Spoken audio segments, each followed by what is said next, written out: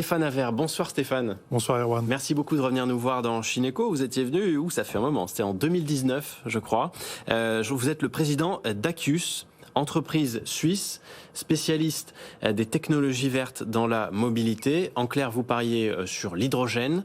Vous développez la solution baptisée Storage, une cartouche qui utilise l'hydrogène pour produire de l'énergie pour les véhicules électriques, les voitures, mais pas seulement. On va justement y venir tout de suite.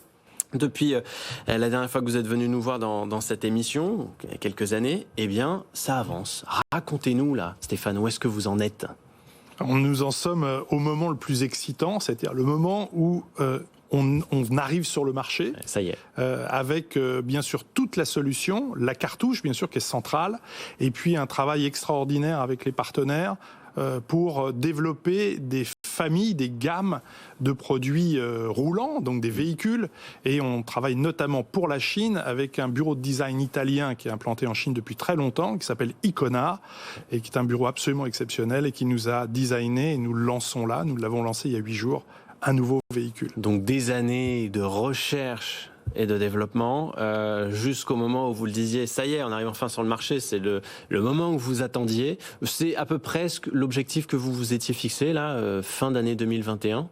Alors le Covid ne nous a pas aidés, bien sûr, naturellement, mais on a donc pris un peu de retard pour des questions d'organisation, de logistique bien sûr. Mais bon, on oublie ça, c'est lancé, on a fait un très très beau lancement du iMount, qui est donc le scooter chinois. C'est votre bébé. Voilà, c'est le bébé, il est destiné à la Chine exclusivement, il est produit en Chine comme tout l'écosystème Storage, et donc son déploiement dès l'année 2022 sur le marché chinois. Donc vous allez travailler avec cette technologie, avec sur ce scooter qu'on va voir circuler dans les rues de Pékin, de Shanghai ? On va le voir circuler dans beaucoup de villes en Chine, puisqu'on a signé préalablement des accords de déploiement sur certaines villes, dont des districts de Shanghai, des villes plus dans le sud, et puis des villes un peu plus dans le nord. J'ai pas le droit de toutes les dire, mais je peux pas tout dévoiler tout de suite.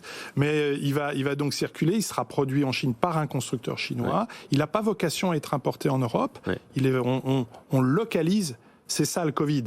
On est passé de la mondialisation à la planétisation, et donc on localise les productions. Bon, vous arrivez, Stéphane Aver, en tout cas sur le marché, au moment où on ne parle plus que de l'hydrogène. En France particulièrement, avec le plan qui a été dévoilé et les investissements qui vont être faits dans le nucléaire, dans l'hydrogène aussi. En Chine, on en parlait déjà un peu plus tôt, c'était déjà présent, mais là ça y est, vous êtes dans le concret, maintenant c'est ça qu'on attend, c'est ce type de technologie. Oui, la Chine n'a pas attendu, nous sommes dans l'hydrogène depuis maintenant, on a fait notre transition énergétique finalement il y a une dizaine d'années, et on a compris que la Chine allait devenir déterminante dans la structuration du marché et dans l'usage.